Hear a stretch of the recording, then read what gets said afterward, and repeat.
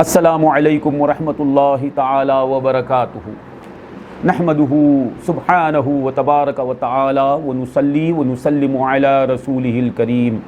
حاضرین گرامی، سرکار امام ابو داؤد رضی اللہ تعالیٰ عنہ اپنی سنن میں، دیگر محدثین اپنی کتابوں میں حضرت ابو ہریرہ رضی اللہ عنہ سے منقول ہے، مروی ہے کہ آپ نے فرمایا کہ رسول اکرم صلی اللہ علیہ وسلم دعا کیا کرتے تھے، اللہم انی اعوذ بک من الجوع فإنہ بئس الضجیع واعوذ بک من الخیانۃ فإنہا بئست البطانہ۔ اللہم انی اعوذ بک من الجوع، اے اللہ میں تیری پناہ میں آتا ہوں بھوک سے بچنے کے لیے۔ فإنہ بئس الضجیع، بھوک جو ہے وہ بہت بری چیز ہے، آدمی کی بدترین ضجیع ہے۔ ضجیع کہتے ہیں ساتھ لیٹ جانے والا۔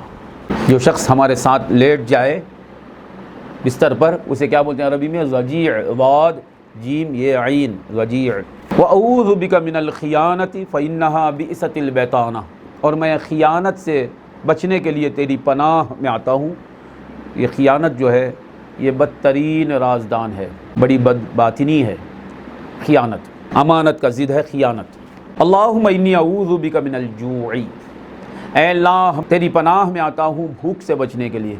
تو یہاں بھوک سے مراد شدید ترین بھوک، کیونکہ آگے کا لفظ بتا رہا ہے فإنہ بئس الضجیع، اور بدترین ساتھ سونے والی چیز ہے، ساتھ لیٹ جانے والی چیز ہے، یعنی وہ بھوک جو آدمی کو بستر کے حوالے کر دے، وہ بھوک جو آدمی کو لٹا دے، وہ بھوک جو آدمی کو اتنا کمزور کر دے کہ وہ بیٹھ بھی نہ سکے، اس بھوک سے پناہ مانگی جا رہی ہے۔ ایسی شدید بھوک رہے گی تو آدمی لیٹ گیا تو اب وہ کیا نماز پڑھ سکے گا، وہ کیا روزہ رکھ سکے گا، وہ کیا زکوٰۃ دے سکے گا، وہ کیا عبادت کر سکے گا، کیا جہاد کر سکے گا، کچھ بھی نہیں کر سکے گا، لیٹ گیا۔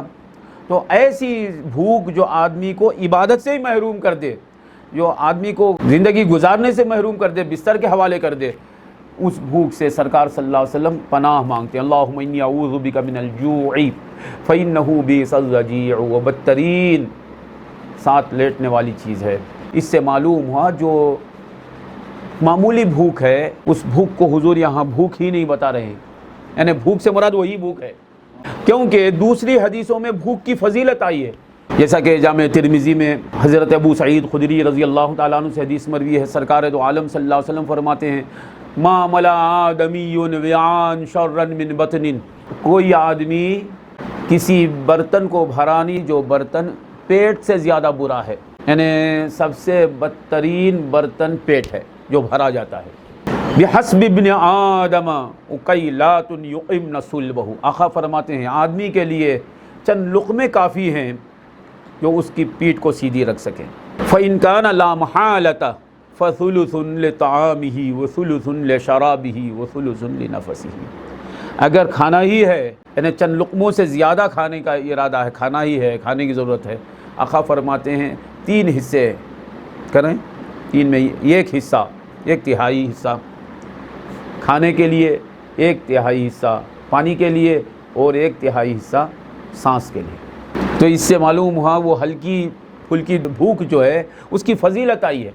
حضرت ابو سلیمان دارانی صوفی فرماتے ہیں مجھے سب سے زیادہ عبادت میں مزہ اس وقت ملتا ہے جب میرا پیٹ پیٹھ سے مل جاتا ہے، جب میرا پیٹ پیٹھ سے ملتصق ہو جاتا ہے، لگ جاتا ہے۔ کب ہوگا وہ؟ پیٹ بھر کر کھائیں گے تب ایسا ہوتا ہے، بھوکے رہیں گے، شدید بھوک رہیں گے، تو اس وقت مجھے عبادت میں بڑی لذت ملتی ہے۔ تو اب یہاں بھوک کی فضیلت میں بھی حدیثیں آئی ہیں، اور یہاں بھوک سے پناہ مانگی گئی ہے۔ اس حدیث میں سے مراد وہ بھوک جو آپ کو عبادت ہی سے محروم کر دے، وہ بھوک آپ کو بستر پر لٹا دے، ایسی بھوک۔ اب یہاں بھوک سے بچنا چاہتے ہیں تو اللہ کی پناہ مانگتے ہیں، تو حضور بتا رہے ہیں آپ اپنے پیٹ کو بھرنے کے لیے، آپ کھانے کے لیے، پانی کے لیے ما سوی اللہ کی طرف نہیں، اللہ سے مانگو، اے اللہ ایسی شدید بھوک سے تو بچا لے مجھے۔ معلوم ہوا بھوک جو بعض صورتوں میں اچھی چیز ہے وہ آپ کو عبادت سے محروم کر دیتی ہے۔ کبھی زیادہ بھوکے ہو گئے تو آپ نماز کو نہیں جا سکتے نا، نماز نہیں پڑھ سکتے، جہاد نہیں کر سکتے، کچھ بھی نہیں کر سکتے، لیٹے رہتے ہیں بھوک کی وجہ سے، بھائی ذرا تعلیم سنیں بھائی، بھوک ہے مجھے، کچھ بھی سمجھ میں نہیں آئے، زیادہ بھوک ہو گئی تو کچھ بھی سمجھ میں نہیں آتا. تو وہ بھوک جو آپ کو لٹا دے بستر پر، ایسا کر دے کہ کوئی کام ہی نہیں کر سکتے ہیں، عبادت سے محروم کر دیتی ہے، دنیا کے کاموں سے محروم کر دیتی ہے، کچھ بھی نہیں کر سکتے آپ. تو سرکار صلی اللہ علیہ وسلم فرماتے ہیں اے اللہ ایسی بھوک سے تو ہمیں محفوظ رکھ. اللہم انی اعوذ بک من الجوع فإنہ بئس الرجیع. تو بھوک جو بعض صورتوں میں اچھی چیز ہے، وہ اس قدر زیادہ ہو جائے کہ آپ کو عبادت سے روک دے، تو اس بھوک سے پناہ مانگی گئی ہے. ذرا کوئی دوست ہے وہ آپ کو عبادت سے محروم کرتا ہے، کوئی مشغلہ ہے وہ آپ کو عبادت سے روکتا ہے، کوئی دھندا ہے، کوئی نوکری ہے وہ آپ کو عبادت سے روکتی ہے، کوئی دولت ہے وہ آپ کو عبادت سے روکتی ہے، کوئی دوست ہے آپ کا، کوئی ساتھی ہے آپ کا، وہ آپ کو عبادت سے روکتا ہے، اس کی وجہ سے آپ عبادت سے دور ہوتے جا رہے ہیں. تو اللہ تعالیٰ کی پناہ مانگنا ہے، اللہ ایسے بدمعاش، ایسے بدبخت دوست سے تو مجھے بچا لے جو مجھے عبادت سے محروم کر دیتا ہے، ایسی نوکری سے تو مجھے نجات عطا فرما جو مجھے عبادت کرنے سے روکتی ہے، ایسی دولت سے تو مجھے محفوظ رکھ جو مجھے عبادت سے روکتی ہے. وہ بھوک جو عبادت سے محروم کر دے، سرکار صلی اللہ علیہ وسلم اس سے بچنے کی پناہ مانگتے ہیں. اللہم انی اعوذ بک من الجوع فإنہ بئس الرجیع واعوذ بک من الخیانہ.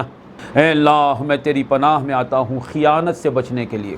خیانت سمجھتے ہیں آپ کہ امانت کو، امانت جس کی ہے اس کی نہیں اپنی سمجھ لینا. آپ نے کسی کو 10,000 روپئے دیے، یہ امانتاً رکھ کر دو 6 مہینے تک، وہ لے کر اس نے کیا سمجھ لیا یہ میرے ہیں، میرے ہاتھ میں ہے نا، میرے ہاتھ میں ہے تو میرے ہیں، ان کے ہاتھ میں ہے تو ان کے ہیں. جب تک ان کے پاس تھے ان کے، اب ہمارے پاس ہیں تو ہمارے. کیوں بھائی تمہارے کس کے ہاتھ میں؟ دیکھو میرے ہاتھ میں، ہاتھ میں میرے ہیں تو میرے، ان کے ہاتھ میں نہیں ان کے. لا حول ولا قوت الا باللہ. جو چیز اپنی نہیں ہے اسے اپنی سمجھ لینا یہ خیانت ہے، اسے اپنی سمجھ کر اپنی مرضی کے مطابق تصرف کرنا اس میں یہ خیانت ہے.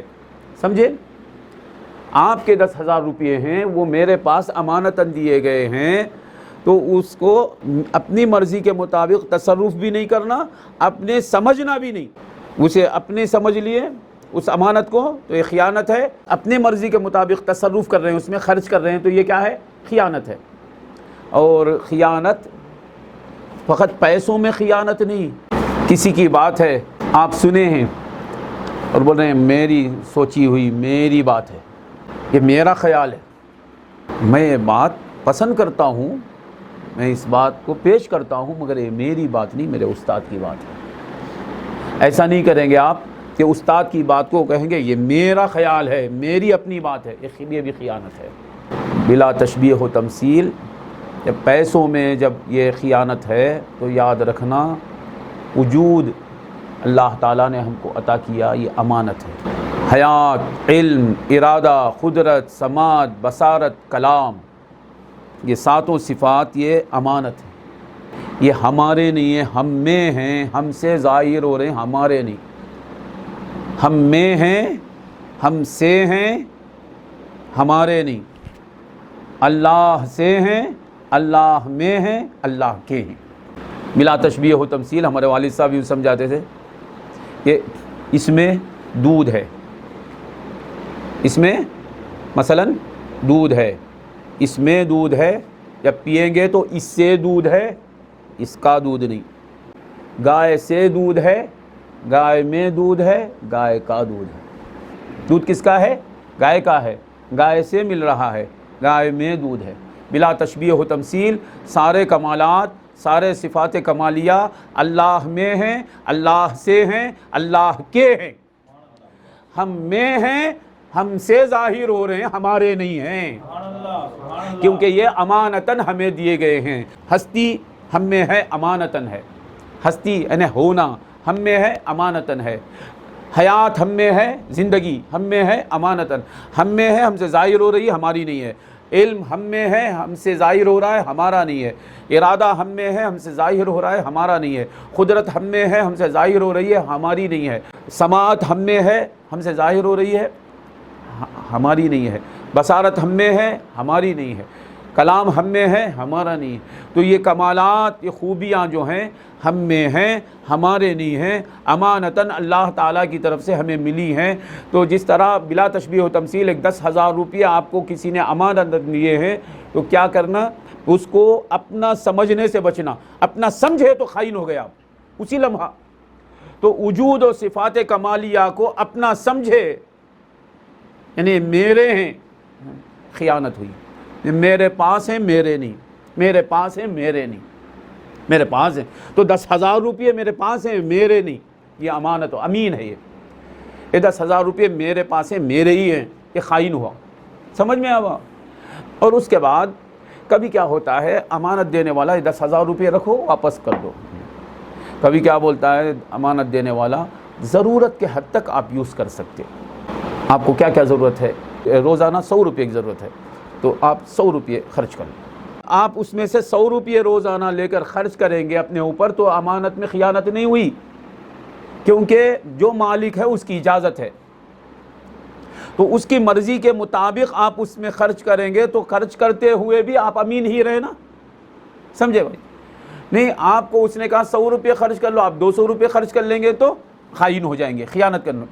تو اللہ تبارک و تعالیٰ کی طرف سے وجود و صفات کمالیہ ہمیں ملے ہیں، تو اللہ تعالیٰ کی مرضی کے مطابق ہمیں ان صفات میں تصرف کرنے کی اجازت ہے۔ اس کی مرضی کے خلاف آپ اپنے صفات کو استعمال کریں گے تو آپ خائن ہو جائیں گے۔ اللہ تعالیٰ قرآن میں فرماتا ہے، اللہ کی بھی خیانت مت کرو، رسول کی خیانت مت کرو، اور آپس میں بھی ایک دوسرے کی خیانت مت کرو۔ اللہ تعالیٰ سمجھنے کی توفیق دے، رسول کے ساتھ خیانت کیا ہے، اللہ کے ساتھ خیانت کیا ہے۔